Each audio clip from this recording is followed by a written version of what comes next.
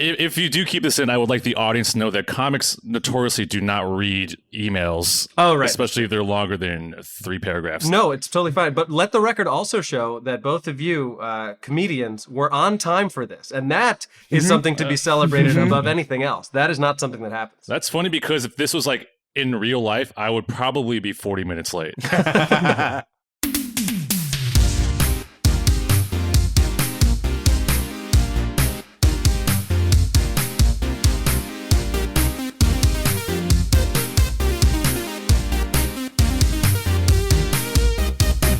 Sup, nerds? It's basketball. Welcome to Horse, a basketball podcast about everything except for the wins and losses. My name is Mike Schubert, and I'm joined by my trusted co-host, the being in New York to me being in Bloomington, Indiana. It's Adam Amawala. Adam, how's it going? Humble brag, humble brag. I see you out there in Indiana, which is, as we learned, on Eastern time. Yes, we did learn this. And, you know, last episode I was bragging about being in Punta Cana in the Dominican Republic, and now Bloomington, Indiana, City of Lights. You know, equally beautiful beaches in both places. So I am having a lovely time. I'm here for a Potterless live show tour. Got a show in Indy tonight. And one of my buddies from high school, an old basketball bud, lives in Bloomington. He's a PhD student at, he's a PhD grad worker. I've heard they are calling them grad workers now in part of protest because schools don't want to pay them. So like, shout out to that PhD grad worker at Indiana University, big old Hoosier town. Very cool. I've actually, apparently one of the best comedy clubs in the country is in Bloomington, Indiana, the Comedy Attic. I have not been, but I've heard it's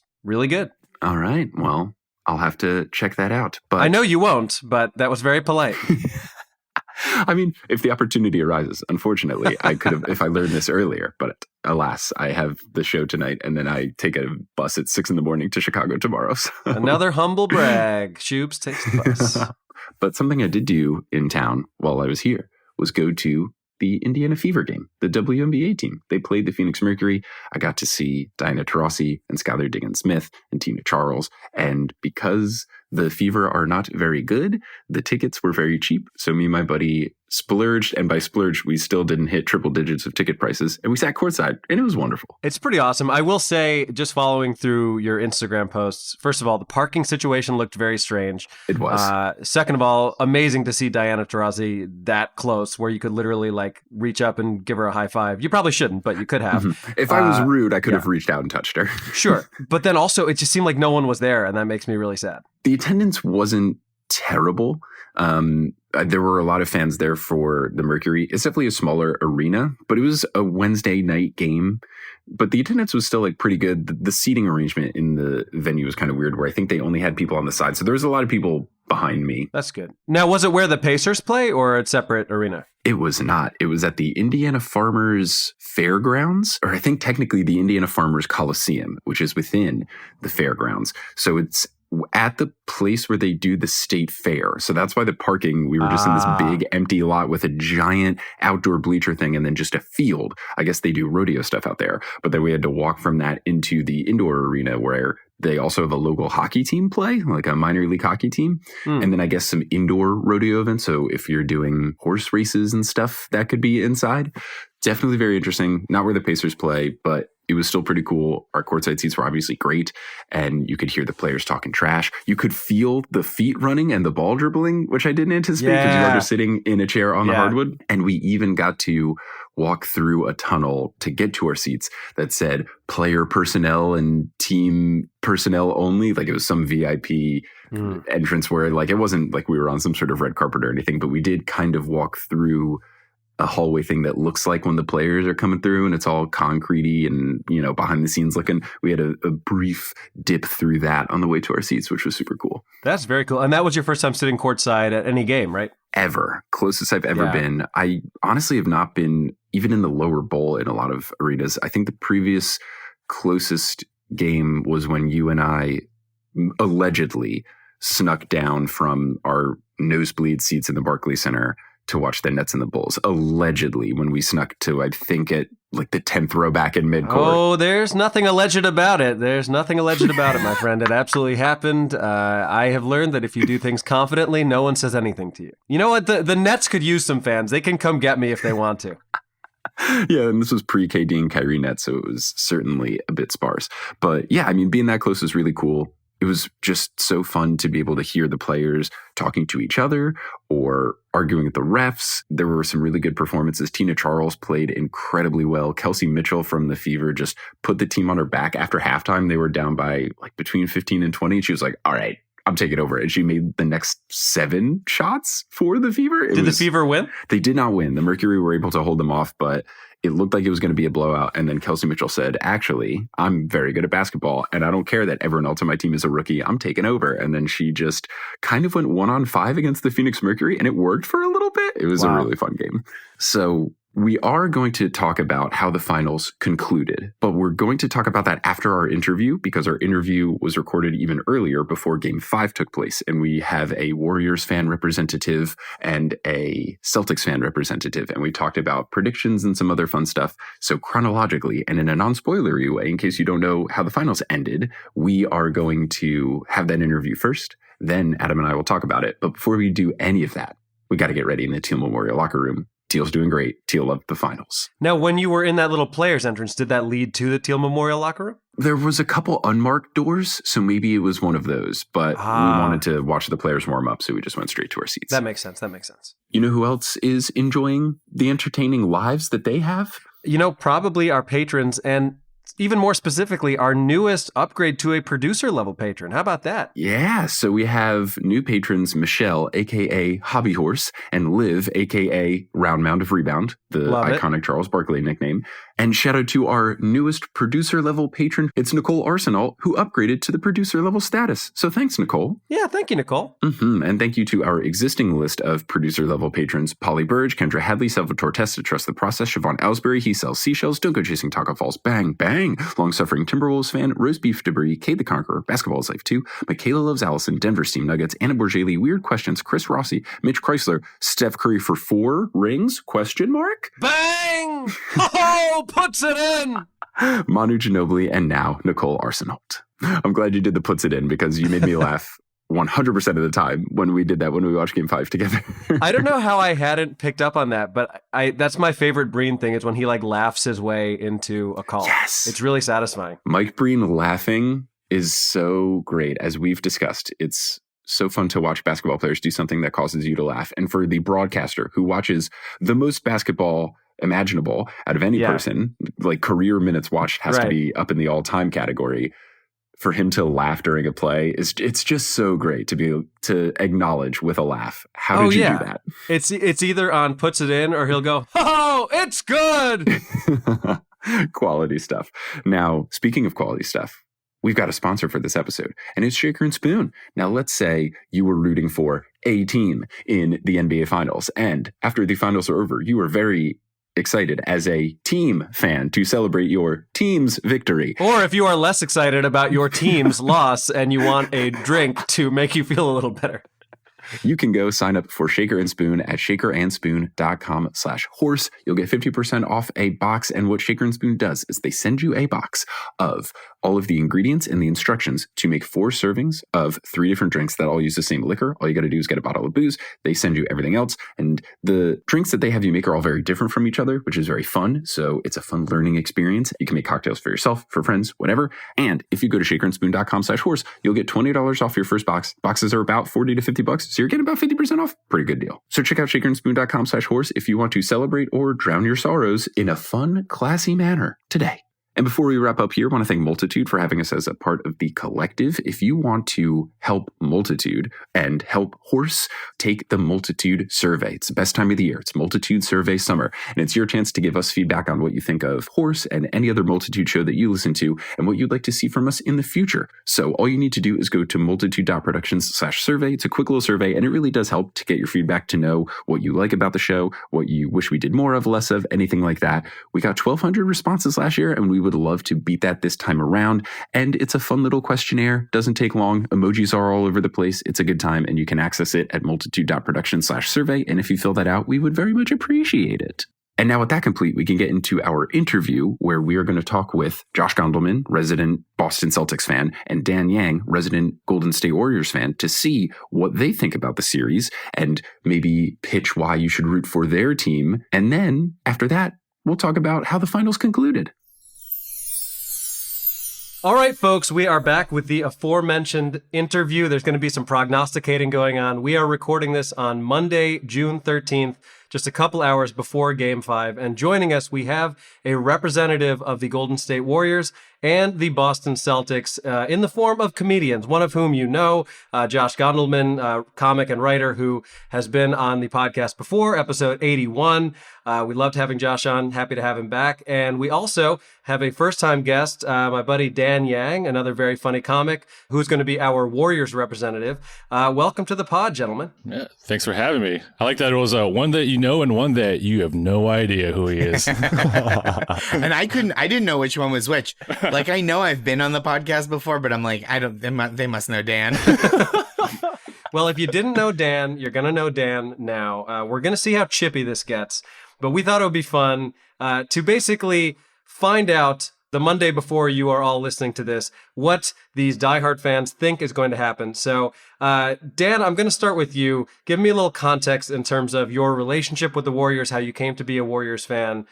Give us some insight about that. So this is a fun fact. Not many people know this about me. I was born in Michigan and I moved to Illinois when I was young. And then I moved to the Bay Area when I was 10.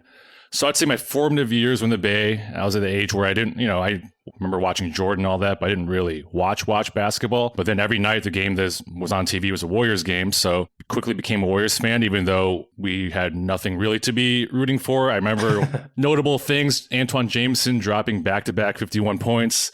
I remember Gilbert Arenas going off his first year, second round pick. Yeah. I remember Troy Murphy averaging like the weakest double-double, like 10.1 in like 11. And that was a big thing.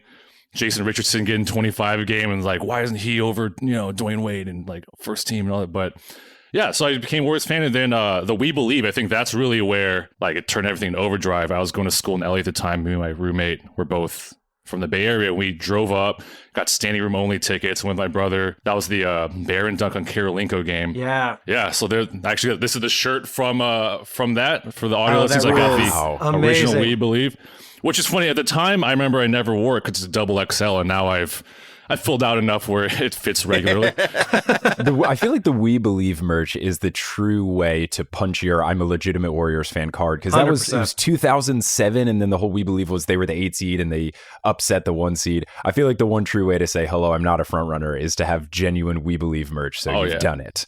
Yeah. That's when we had the mascot Thunder, who was like just like a jack guy with a lightning bolt.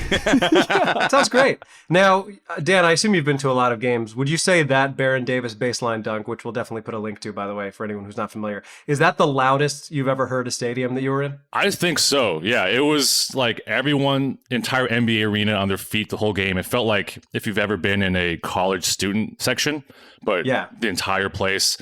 And that's kind of, I do feel with, I haven't been to the new San Francisco arena, but even the later days of Oracle, as like prices rose and more tech moved in, I felt like it lost a little bit of that luster. Right. But yeah, I'd say that's definitely been one of the more energetic crowds I've been in. I think I just turned like 18 or 19 and me and my friends snuck in a bunch of alcohol. So we were definitely one of those games. You know what? More power to you to not pay $16 for a Bud Light. I think that's a great call. Yeah, maybe if we had supported the arena, maybe they would have stayed. But. It is possible. That if you think about it from that perspective, it was kind of screwed up, actually. What Oakland needed was more underage drinking. So, all right. So you come up following the Warriors, and you very much, just by that explanation, have earned our respect as a Warriors fan. What's the Steph Curry era been like for you? The short answer is great, I assume. But yeah, it's been great. I remember like early on when it was deciding between him and Monte Ellis, and Steph was always spraining his ankle, and he looked like a little child, and it's crazy. I feel like I remember when his daughter was born, and now his daughter's like getting older. Yeah. I feel like it's like my friend's daughter or something. I know. I'm like tracking my own decay based on Riley Curry's appearance. Yeah, but it's obviously been great. That first run, 2015, I really like that. I feel like the KD years, I felt a little weird because even though I'm a Warriors fan, it felt like, okay, best case is we win and we're supposed to win. Worst case is we lose and everyone makes fun of us, which happened in that 3-1 year. Mm-hmm. Right. But it's been fun, and I'm glad that we're back now. I'm glad it's kind of the OG drafted squad plus like the new guys who are all drafted. It's a very like homemade team as are the Celtics, and that's Yeah, it is really fun. yeah. It's like a really, like, there's not a villainous team. And I say that No. as a Celtics fan who people consider the Celtics villains by virtue of their location within the city of Boston. But it's not like a team. Like, I feel like there was a rooting against the Nets the past few years by virtue of like their composition as a basketball team. And Right. I don't think there's a team like that that's in the finals. Right. I feel like with Boston, it's kind of like how the current New York Yankees are, baseball reference on the basketball podcast. Yes. But with Boston, it's like they've won so many championships that people are like, okay, we're done with this. But when you actually look at the team, no one is really hateable. And that's kind of what's going on with the current Yankees. Like, are you really going to pretend to not like Aaron Judge? He's like a big, nice dude. But people are still going to hit the Yankees because they are the Yankees and they're in New York and they've won a lot. Like, it's going to happen. But I think you guys are both right. When you look at these teams, the fact that there is no big free agent signing that happened or some big lopsided trade, nobody has a player that forced their way out. And I feel like that's what made the Nets unlikable or the Sixers, like with the Harden thing. There's been no like gross ew way where someone got to the team. These teams, quote unquote, did it the right way and drafted their dudes and developed them. Yeah, 100%. And I think everybody across the NBA and the world is like, we are happy to see Klay Thompson healthy. Yeah. Anyone who's not happy about that, I don't understand where they're coming from. So, Josh, back over to you.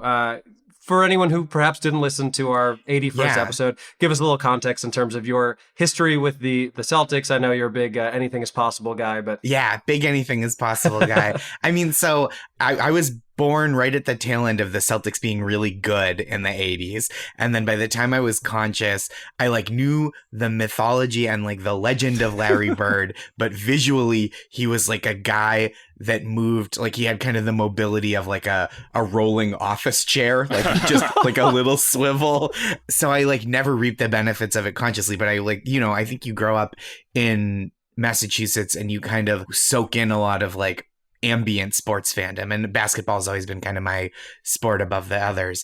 And so, yeah, really psyched. I remember watching that 08 playoff run. Like I remember being in like weird places watching some of the games. Like I graduated college in 07, but in 08, I went back to campus for a concert and I like missed most of the concert because I was watching the double overtime game against the Bulls in the second round. Yeah, that was an epic series. The Ben Gordon game. Yep. Yeah. So like, it's been a long time. And I mean, I like this team. I was never like a breakup Jason Tatum and Jaylen Brown guy. I'm like a giant Marcus Smart apologist.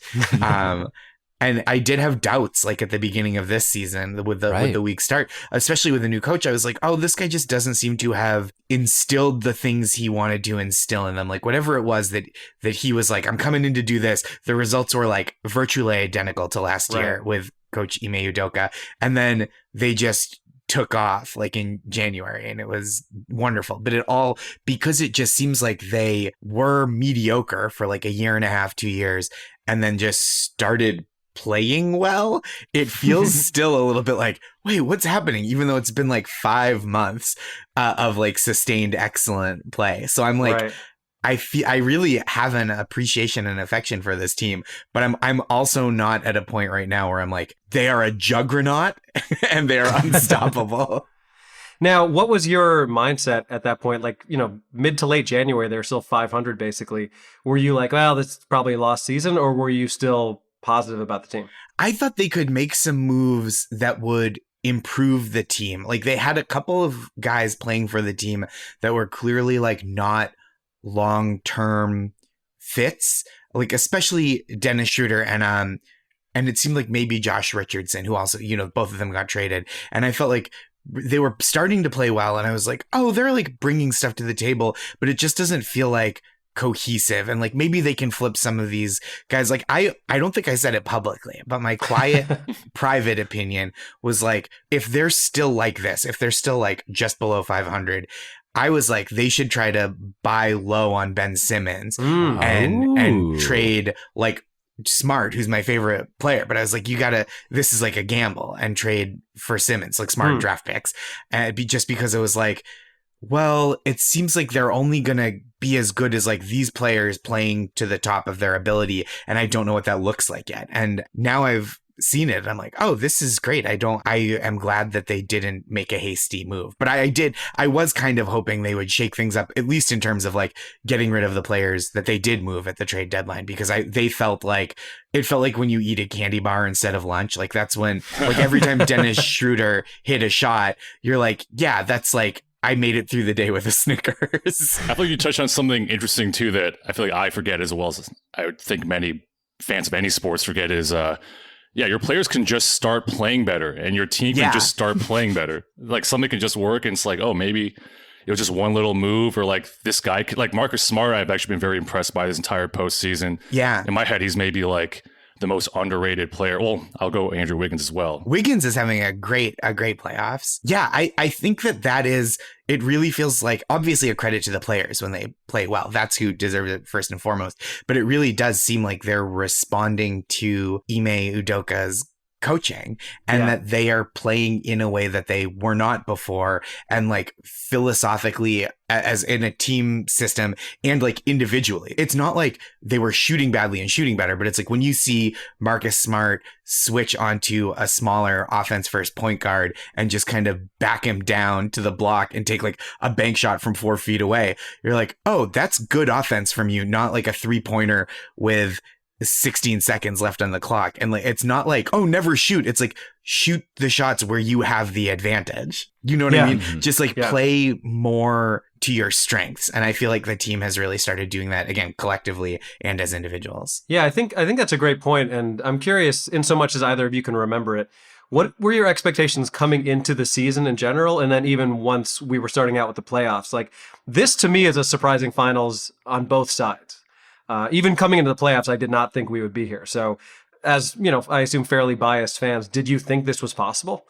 I feel like me and Josh sounds like we're similar in that I'm always hesitant to like root confidently for my team. I always expect the worst because oftentimes that's because you're a comedian. Yeah, I think it's part of that for sure.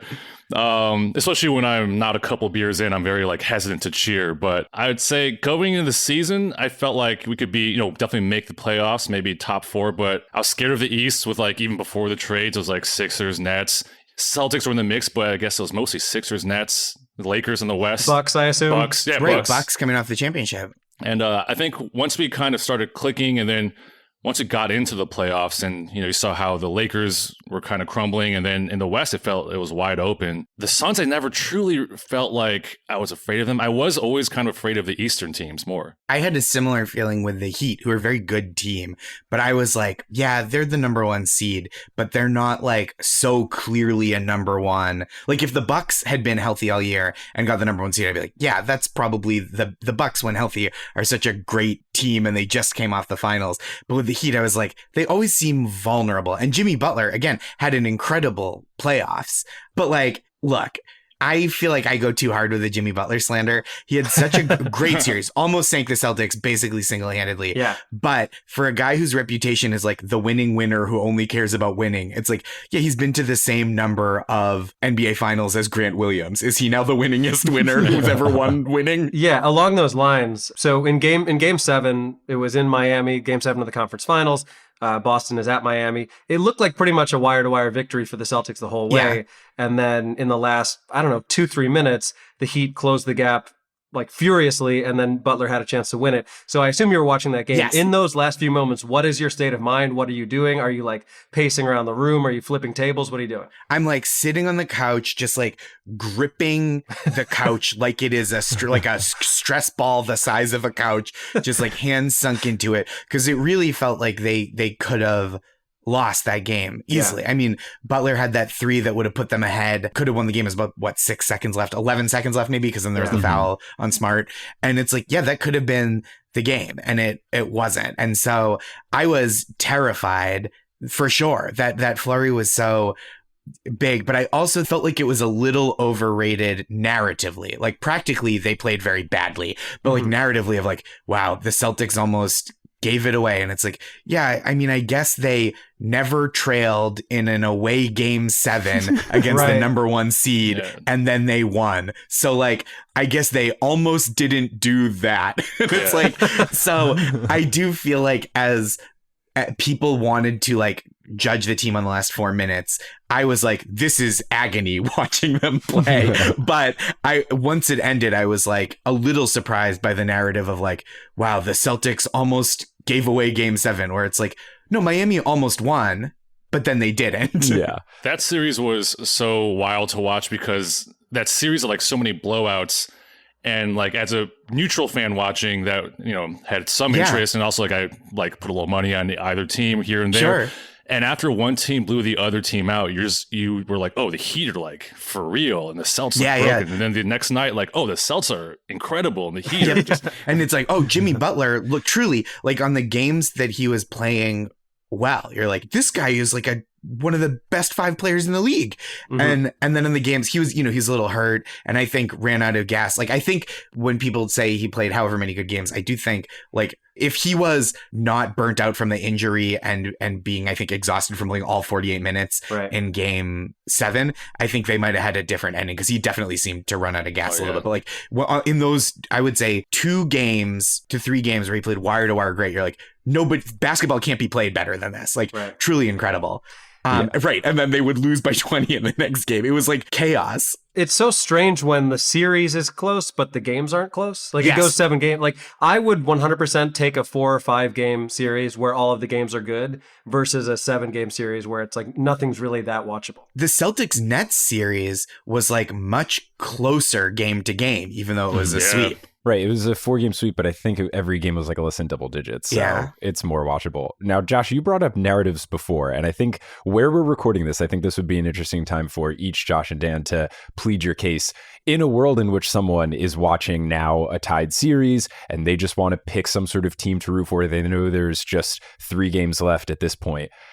I would love for each of you to plead your case, not from a basketball perspective, but from like here's why you should just rooting, like, here's why you should root for my team. Like, here's why the story is better if we win, or why we are more compelling from a fan neutral rooting perspective. Plead your cases, each of you.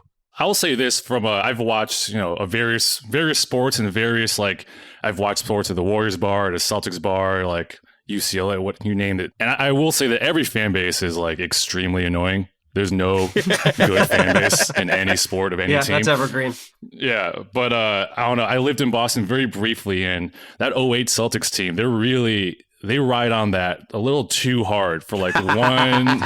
They deserve it. They earned it, but they act like, the Pistons won the same amount. The Pistons, I think, won 2 back in like 04, 05 or something like that. Either way. I think they just won 04, right? Okay, but it feels like that Celtics team won like 4 the way they kind of are celebrated. Sure. And the Boston sports have just had it too good for too long, I think. The whole decade, every sport's winning. I think it's funny that the mascot, like the live mascot, is just like a white guy dressed up like a different kind of white guy. Whereas the Warriors, we had to like basically kill our mascot because of another team. So I think the Warriors, there's a lot of annoying tech people, but that's how you're listening to this podcast. You need the Bay Area tech scene. Wow. What's Boston? Just pharmaceuticals? You don't need drugs, man. Every time they do like those 8K shots of the Boston crowd, it makes me think of that Bill Murray line from Space Jam where he's like, Larry's not white, Larry's clear. Just all these ruddy-faced Boston people watching the game. Damn, the Warriors had to get rid of their mascot because of another team? Yeah, because Oklahoma City Thunder, and our mascot's name was Thunder. There might have, actually, this is Thunder on the hat right here, but yeah, I remember that guy. There might have been a rebrand of the works anyway. I will say I'm not a big fan of the new rebrand, but I feel like our fan base in the last 10 years, yes, it's been pretty good, and there's a lot of new bandwagon fans, but then there's a lot of the OG people that are still in the East Bay that I went to a game once where Devin George started at center.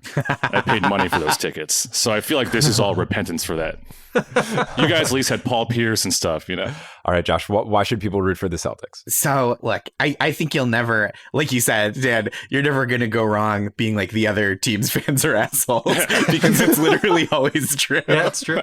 But this is where I think, because this is not an anti-Warriors take, because I don't have many bad things to say about the Warriors. I think they're like a really historically great team, and they're have a dynasty that's going. And I think the reason to root for the Celtics against this great team, that an overall very likable, lovable, enjoyable team to watch, right? Plays basketball in a way that is like aesthetically delightful, is that when you say Boston's had it too good for too long, you're talking about a team that won a championship, lost a championship because one of their starters kicked the greatest player in the league in the dick in the finals, then won 2 more championships, and then lost a third one because everyone's legs fell off in the finals.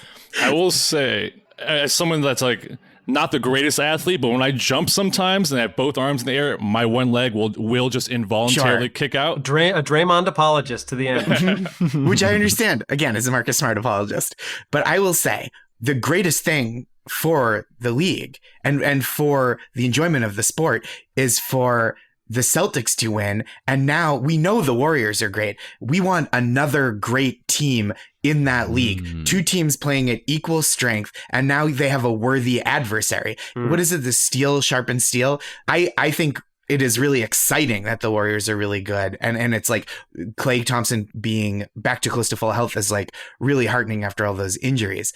But to see another team beat them at full strength, and then for them to have to rise to the occasion once more and prove that not just that they're great, but they are enduringly and resiliently great, I think is an exciting narrative. And you get this youth versus experience of the Celtics with players in their mid-20s. I think it's just exciting. It proves that both teams are great, and then we should be rooting for greatness. I will say, Josh, that is the nicest way to... I guess you weren't really hating another team. That's the nicest thing I've ever heard a Boston person say, I think. No, because I definitely don't hate the Warriors. I will say, as someone who cheers for Marcus Smart game after game, I think Draymond Green is like such an incredible, like one of the greatest defensive players of all time, an incredibly brilliant offensive player, even when he's not especially when he's not shooting. But God, what a joy to watch him play like shit against your team for a couple of games. It's like truly, it feels so good.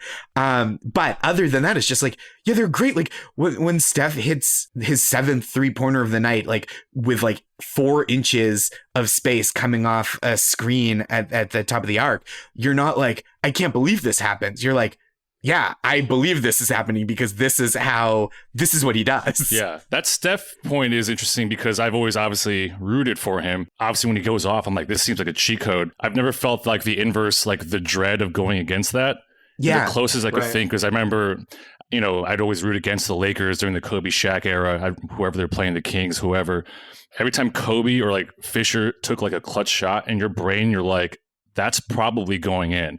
And most of the time it did. And that dread, I couldn't imagine feeling that, just some guy spinning off the dribble from like 32 feet. It's wild because it truly feels like he hit one and then Poole hit one in, I think, game 2, maybe? That Jordan Poole, like half court shot. Yeah. Yeah. And they both, and it wasn't like a heave. It was like. No, it was a shot. Yeah. And Steph was also hitting from like 3/4 that far, 4/5 that far. And you're just like if you can hit 40% of shots off the dribble like that, there's no defense for it. I was saying to Mike the other day, Steph Curry leads the league in times that I laugh watching basketball. Yeah. Like there are times where he'll hit a shot where I laugh audibly by myself. I'm like, how is he doing that? Close. No. It's like him, and then like second place by a considerable margin is like peak Dame Lillard, right? Like that John Morant or something doing John Morant, John Morant too, catching that out of bounds, the full court pass, and yes, those are. I bet like there's just so few where you're just like, get the fuck out of here. Yeah, it is funny because they have these like X's and O's and drawn plays, and like basketball's existed for so long, and then people like Steph come around. It's like, well, why can't I just shoot it really good from this far away? Isn't that viable? It's pretty optimal. The other side of it, the other version of it is like,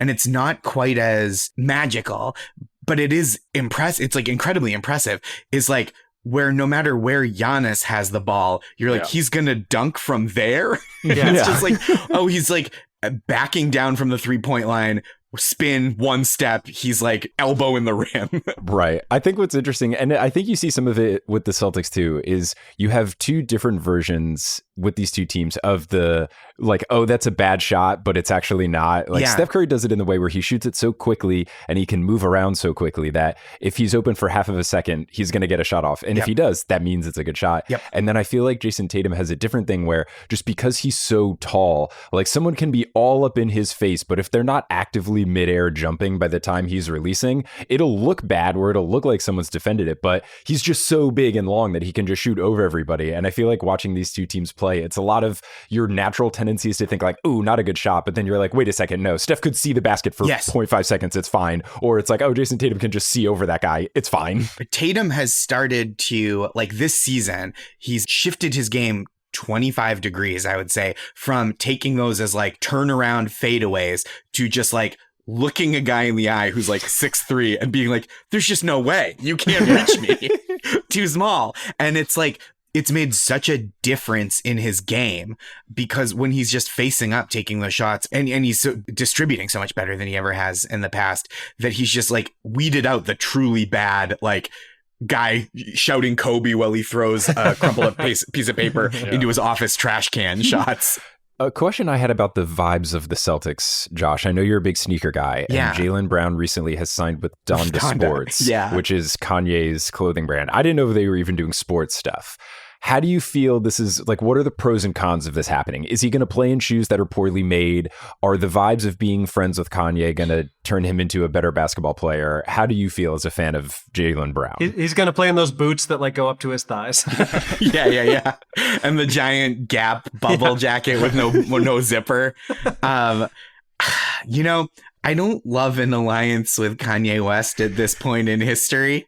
I think I'm really stepping in it here, but I think when you're talking about polarizing figures in American culture, right? I think there is someone like Kyrie Irving whose politics exist on an axis where there's some stuff that he does that's really unpopular that I'm like, yeah, but he's probably right. And then there's some stuff that he does that's really unpopular. I'm like, yeah, he's definitely wrong.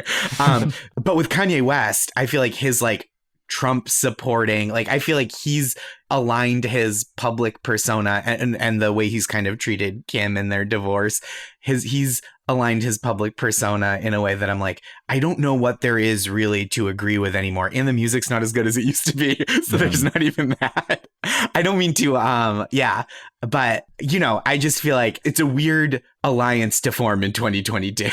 By the way, for our listeners, that is the meanest Josh is able to do. You just heard it. That was it. I will say on the shoe brand thing, I feel like the entire Warriors core is you got Steph on Under Armour, I think Draymond's on Converse, and then Clay's on Anta. The Chinese company, right? Yeah. And when I was in Shanghai, I went to the Anta store, and it's just Clay. And this is when he was out with the ACL, but it's just, they're really banking on Clay real hard. Did they sign Gordon Hayward within the last couple of years? That or Lee Ning, one of those. Just targeting people who've had severe injuries. Yeah. that whole squad. Oof. Yeah, that's fascinating. And I feel like Steph is so popular with kids that like Under Armour, I think, is like, we're like, those are bad shoes. Those are like ugly looking shoes. And I think kids are like, Steph rules, these kind of rule. Yeah. I mean, they have Steph and Joel Embiid, which is just an incredible amount of, it's just an incredible combination of different styles of players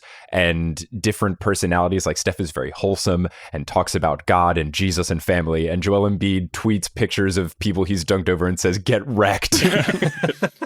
There was that story that's like Dale Curry, Steph's like dad, and his dad and his mom divorced, and now they are respectively dating. Like Dale's dating a woman who used to be married to the guy that his mom is dating. They did like a wife swap situation. Whoa! No way! Oh, I didn't know that. That. I know they all were at the game in different places. Yeah, but it's like basically like two divorced couples swapping. And in my head, maybe that's why Steph is playing so well. Is you got to take your mind off that and just start jacking threes up. Or he's just, maybe he's feeling at ease. Maybe he's just happy for his parents. That's true. They are happy. Finding love again. Yeah, that could be. I think there was a story about Steph when he was meeting with shoe companies that I think it was like Nike, right? That he went in and it was like some assistant meeting with him and called him Steven. It was, I heard that it was on a deck. It was on a presentation deck. I can understand mispronouncing it maybe. I mean, that's terrible. But his name was misspelled, and I want to say they had copy pasted a PowerPoint presentation addressed to someone else, and like one of the slides, like they didn't change all of the things. I didn't know that. Yeah, I don't know if it like had someone's name, but like let's say it was appealing to a guy on the Knicks, and it had something about like their New York office, and it was like, well, Steph plays on the, something like that, where it was in addition to spelling his name wrong, they also like another slide, they could tell that it was made copy pasted from someone else, and then they didn't, properly control F and replace with. Oof. So insulting. Yeah. It's incredibly insulting. So I'm glad that he's like gone full revenge and turned Nike into a company. Yeah. As someone who's worked office jobs, I also I get it. Yeah, of course. We've all copied and pasted a thing or two in our day. Yeah, we've all sent an email and, copy pasted from an email from someone else and didn't change the dear whoever. Or you forward it and that's down at the bottom still, like that ghost email from the past is just lurking down there. Now, for each of you, I think something that fun happens in the final sometimes is you have big, notable people that root for the teams being courtside at the games. I feel like for the Celtics, we've seen Paul Pierce living it up courtside, cheering. Paul Pierce, his vibe is like truly it's the same energy. Like I remember the first time after I graduated high school and like did one semester of college and had come back to like my old drama club's rehearsal to be like, what's up? Like that's his energy, is like super senior. Yeah. I feel like the way Paul Pierce acts in retirement is exactly how I would act if I was Paul Pierce in retirement. Yeah, like he's he doing seems everything. Like he's having a good time. Yeah, I mean, he got basically fired from ESPN for doing a bunch of drugs and Instagram living it. He had that weird party with like the strippers in just like kind of a like gamer basement. It felt like. Yeah. Like a big warehouse, looked like you would rent it out for someone's, I don't know, bar mitzvah or something. Yeah. Like, it was an interesting locale, and he certainly meant to put it on Instagram friends only or close friends. Underrated Celtics fan. I'm sorry to interrupt because maybe you're getting to this. Oh, no, please do. Gucci Mane. Oh, really? Interesting. Oh, yeah. Okay. He's been to a lot of the games. He's like a legitimate Celtics fan, it seems like, which is like, thank goodness. We can't just coast on Wahlbergs forever. Yeah. Are there notable people showing up for the Warriors? I know E40 usually shows up, Dan, and that's talk about the opposite of Kanye. If anyone said they didn't like E40, I would be very confused. He's ultimately lovable. I like that E40's glasses aesthetic is Mrs. Claus. Kind of his body aesthetic as well, but one I like that I haven't seen him this year, but I know that he's a Bay Area native and he's been there before, is Guy Fieri. Oh yeah, he has been at I think some of the games, and someone had a photo of him and he was wearing a ring that was in the style of a championship ring, and someone thought, oh my goodness, did the Warriors give him a championship ring? And then they zoomed in and it's a Guy's Grocery Games championship ring. That's so awesome. It rules so much. Like, some would say a more meaningful ring. Arguably. I put an asterisk over his championship. I think the We Believe year, we had a lot of bandwagon. I think more bandwagon then than now. I remember Jessica Alba, Snoop, who's a fan of, I guess, every team. That's how I feel. Drake has become that guy. Where he's like, I just like champagne, man. I go where the champagne is. I like that Drake has somehow worked his way into like, now he's just like part of the Raptors front office. I mean, not officially, but he was for a point in time. Oh, was he? He officially became, they gave him some BS title, like ambassador, like global basketball ambassador or something. He was the global basketball ambassador to the Raptors, and then he got fined because he rapped a nice thing about Corey Joseph in a song, and you're not allowed to do that because you work for the Raptors. It's so then they had to like discreetly fire him because he wasn't allowed to just do whatever. But then he did, I think he sponsored their practice facility. It's like the OVO sponsored facility. So he's still a part of it, but I think they just had to take him off the payroll. And maybe Drake did it. Maybe he was like, hello, I would love to keep rapping about basketball players and not get fined $100,000 every time I do. Can you please fire me, guys? I wish rappers would like sponsor college buildings, just be like the E40 biological sciences building or something. Can I also just say that Drake's basketball game is trash? Anyone he's scoring on doesn't seem to be guarding him. It's like it's like when Obama used to play with people. It's like, what are you gonna stuff Obama? Yeah, you're going to foul the president hard on a fast break. Make him earn it at the stripe. Dylan Brooks just like takes Obama's legs out from under him. Oh my gosh. All right. We have come to the portion of this podcast where I'm going to let each of you talk a little bit about your impressions of the series thus far and what is going to happen in the next 2 or possibly 3 games. So right now, as we record this, the series has flip-flopped after every game. The Celtics won games 1 and 3. The Warriors won games 2 and 4. So Dan, I'm going to start with you. What are your impressions on the series thus far, and what is going to happen by the time people listen to this? Yeah, I think kind of like what I said earlier, it's always hard for me to be confident in any of my teams. I feel like last game, even though we won. Some made shots here, some missed shots there. I feel like Wiggins' rebounding was huge. We needed that. I think someone we haven't talked about yet, Robert Williams III, has been destroying us every time he's out there. Jalen's been good. Tatum is yet to really have like a signature Tatum game. I'm wondering if he's hurt. If there's a game where Jalen and Tatum and then, someone else goes off, Grant Williams from 3, something like that, I could see Celtics pulling in the win at home. I think we take tonight, game 5. I think we got some momentum. Celtics haven't lost 2 in a row, but I think going back, feel good. Clay seems to be kind of getting it back. He usually gets rolling at this time. And then game 7, I think it feels like a coin flip, but back home, and I feel like we've done it before. I got to go Warriors. Well, I have to say that I go Warriors. So you think the Celtics win game 6 back in Boston, and then the Warriors win back home? Yeah, I think the Celtics definitely, I think they got one more in them, but I think we take care of the home court advantage. All right, so Warriors in 7 is the pick from Dan Yang. Over to you, Josh. Okay. Like Dan, I don't feel like I'm speaking with a great degree of kind of swagger and confidence here. But I agree with Dan that the Celtics will win one of the next 2 games. I think what I've seen so far is Steph Curry is clearly the most dominant offensive player on the court, unstoppable. To put on my actual watching the games and thinking about strategy or what's happened on the court, I think if the Celtics can keep their turnovers under 15 a game, the whole series becomes a coin flip. But if they're throwing the ball all over the place, they're not even making Steph work because they're not making him work on defense if they're turning the ball over, and he's leaking out in transition and getting open threes. And so I think I think they're going to win one of the next 2, and then if they can keep turnovers below 15 in game 7, I think they can win it on the road. So even though my brain does not feel confident that they will do this by logic and experience, my heart is in charge of my mouth, and I'm going to say Celtics in 7. Yes, I love this. I also love, we did a previous episode. It wasn't about the finals, but it was when the Malice in the Palace was going on, and we also had a fan from each team. Mm-hmm. And when we did that one, it was the most combative guests on this podcast have ever been, and I feel like this one you guys have been the most respectful and most cautiously optimistic. Well, you have to understand, Tom Takar and Nate Fritzen are just terrible people, both of them. I mean, we got what we expected with that one. I mean, when you were talking about it, so the Detroit Pistons won 1 and the 08 Celtics won 1, and I was thinking the people of Detroit, a famously humble city of people who aren't still but 89 baby.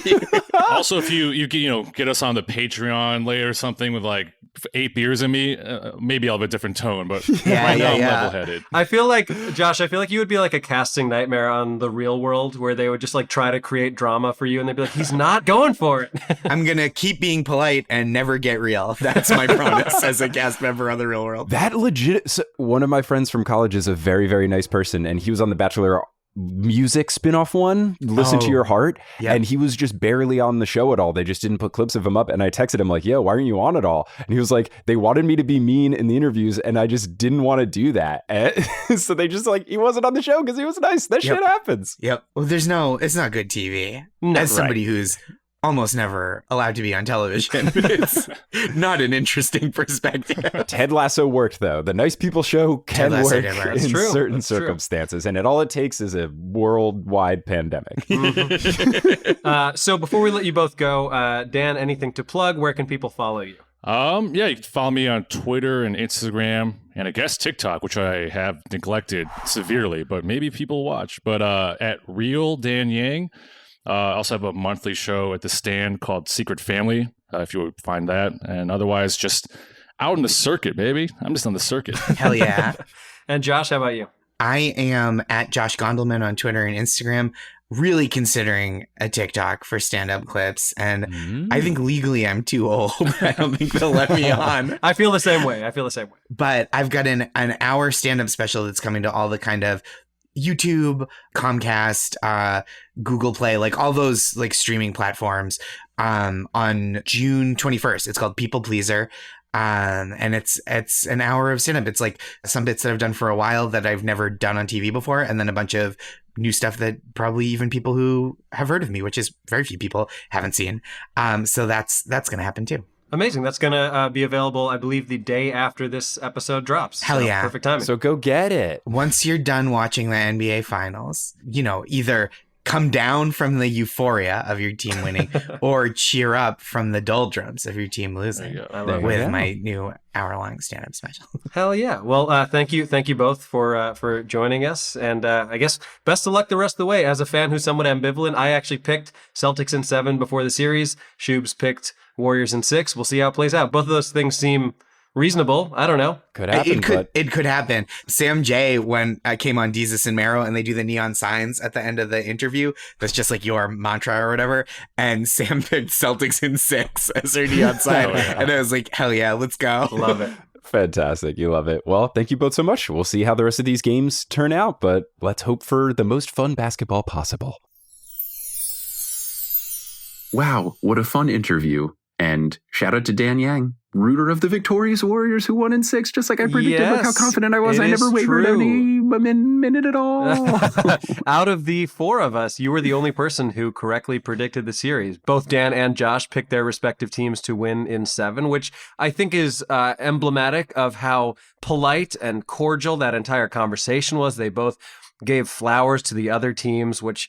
Is that necessarily what I expected? I don't know. From Josh, sure. From Dan, who can say? Dan's a nice guy, but, I feel like Dan has the ability to get chippier than I've seen Josh get. Nevertheless, it was a super fun interview. And now we can officially talk about what actually happened in the finals. If you have somehow been living under a rock, or you just don't watch basketball that much, which is totally fine, the Warriors won in Game 6. I was very much hoping for a Game 7, just because I love basketball and I'm going to miss the NBA for this summer. But the Warriors won in Game 6. Steph Curry has won his 4th championship, and he finally won a Finals MVP. Very well deserved. Congrats to Steph, aka Chef Curry.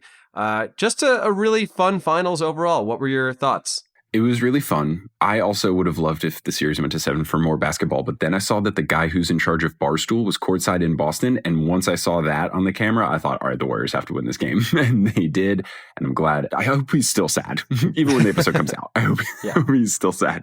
But for the series itself, it was really fun. And as we had talked about in previous episodes, a lot of the things that we wanted in our 3-on-3 happened. We still had a really good Al Horford game. We had Andrew Wiggins proving some people wrong. You're mispronouncing it. It's Al Horford. Yeah, Mark Jackson is really testing the limits of how different can you pronounce Al Horford and us still know who you're talking about via context clues. It's just combinations of syllables at this point that roughly sound like Al Horford. We had some of the things that we predicted happen, which is really cool. I am very happy for Steph to have the Finals MVP so that he can silence the haters. He did have one point in the celebrations where he screamed, "What are they going to say now? What are they going to say now?" while champagne is being poured all over around him. Klay Thompson had a really impactful interview where he talked about, fighting back from injury to get to where he was, and how even he was surprised at how quickly the Warriors were able to get back in the running for the finals. And he ended this interview by saying that he was on cloud 109, not just cloud 9. And then he said, "Holy cannoli. Holy cannoli."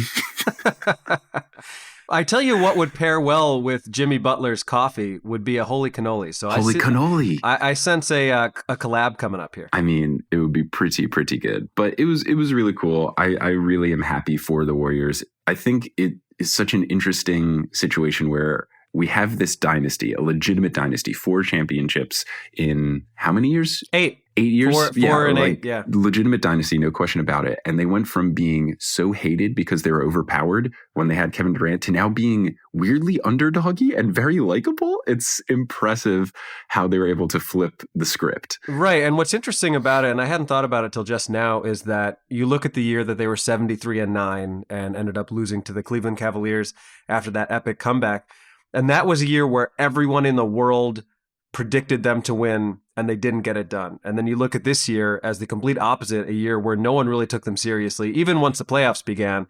And here they are on top. And I would think in some ways it kind of makes up for how disappointing that must have been to have lost in 2016. Yeah, I think for this core group to get their 4th ring, I feel like it just washes away any sort of sadness that they have about that disappointing finals loss. And that's really cool.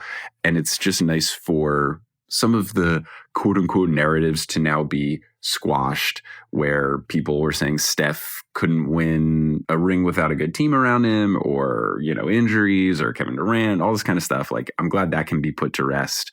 Klay Thompson getting his way back into playing shape and having some good games, because people were even saying, oh, he's having a bad playoffs, he's not that good. He had some good games. That's great. Even Draymond started off the series kind of rough and ended up having some good games towards the end. So I'm just happy for those guys, and hopefully there's not as much negative stuff being brought to the Celtics, because Jason Tatum didn't have a great series, but there is a long history of star players not doing well in their first NBA finals, and hopefully people can give him the benefit of the doubt there and the patience there.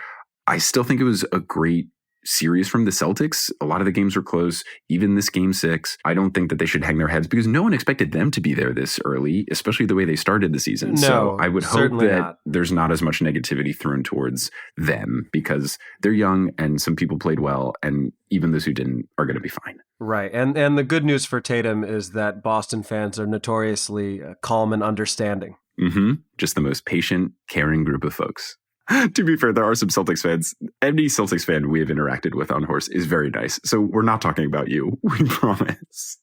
How did you feel with how the finals ended and the celebrations and post-game interviews began, etc.? I loved it, and it was cool to see Steph that emotional. I feel like it's more emotional than he has been after any other championship, even possibly his first. And I think it's because of how much they've overcome as a team. And I don't think people understand the sacrifice that goes into playing at that level.